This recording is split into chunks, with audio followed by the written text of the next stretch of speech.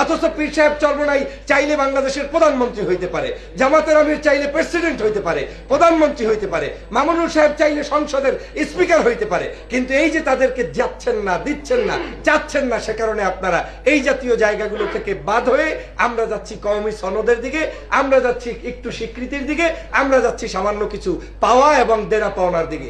আমি মনে করি ওই জায়গা থেকে আমাদেরকে বৃহত্তর স্বার্থে ঐক্যবদ্ধ হতে হবে। তাতে আপনার ইমামগিরিও থাকবে, মুয়াজ্জিনগিরিও থাকবে, কওমি মাদ্রাসাও থাকবে, আলিয়াও থাকবে, ইসলামী আন্দোলনও থাকবে, দলও থাকবে, আবার সংসদও আপনারা কাঁপাতে পারবেন।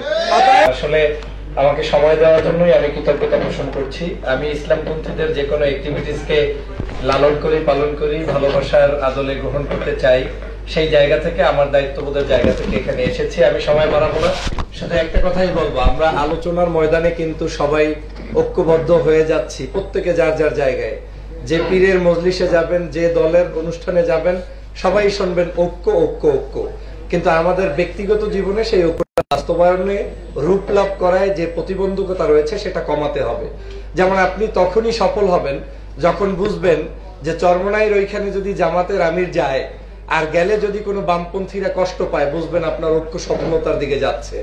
আপনি যখন দেলোয়ার হোসেন সাইদি সাহেবের মাজার জিয়ারত করতে, কবর জিয়ারত করতে যাবেন আর ওইটা দেখলে যদি চরমোনাইকে কেউ গালি দেয়, বুঝতে হবে যে আপনার ঐক্য ফলপ্রসূ হচ্ছে।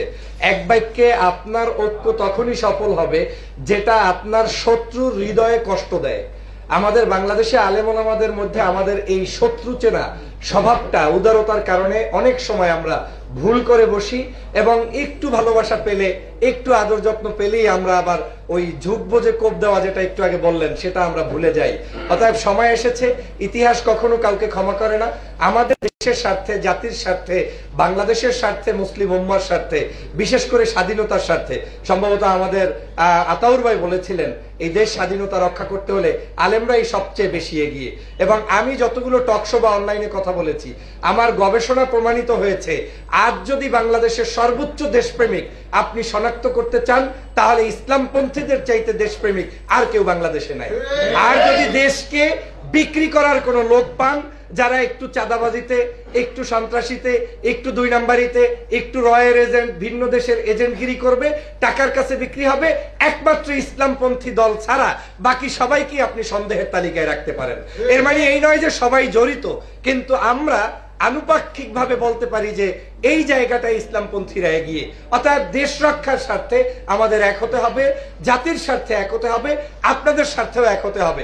আমি শেষ করছি 1 মিনিটে। সেটা হচ্ছে, আপনি যদি ঐক্যবদ্ধ হন, এই ঐক্যবদ্ধ হওয়ার পরেও আপনার পিছে পিছে কিন্তু ওই লোকগুলো ঘুরবে, আর অনৈক্য থাকলেও ঘুরবে। এখন অনৈক্য থাকলে ঘুরবে কিভাবে?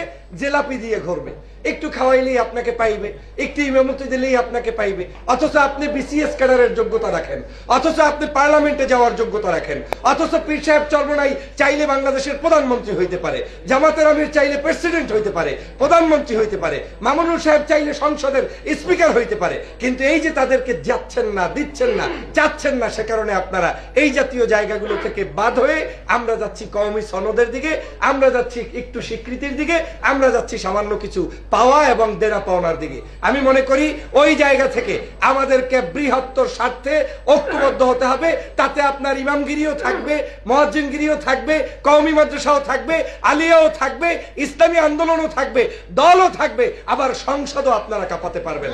অতএব আসুন আমরা সবাই মিলে একটা কাজ করি, যে যে দলেরই হন না কেন, আপনার একটাই ভীষণ থাকুক, এইবার আর কোনো কিছু ইস্যু টিস্যু লাগবে না। আপনাদের কোনো নতুন ইস্যু, ওই ছোট ছোট ইস্যু নিয়ে প্রেস ক্লাবে দাঁড়ানোর প্রয়োজনই নাই।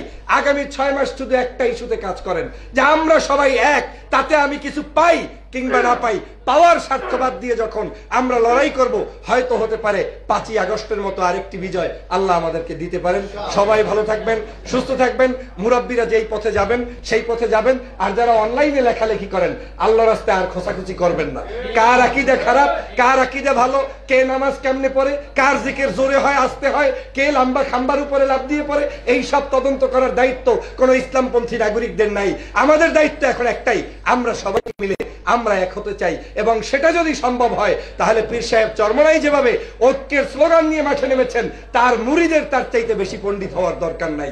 জামাতের আমির যেভাবে নেমেছেন, অতএব জামাতের একজন রোকনের ওই আমিরের চাইতে পণ্ডিত হওয়ার দরকার নাই। মামুনুল সাহেব যেভাবে নেমেছেন, তার কর্মীর তার চেয়ে পণ্ডিত হওয়ার দরকার নাই। যদি সেই জায়গায় আমরা স্যাক্রিফাইস করতে পারি, বাংলাদেশকেও নেতৃত্ব দিতে পারবো, এবং এই বাংলাদেশে আপনারাই নেতৃত্ব দিবেন। সবাইকে ধন্যবাদ।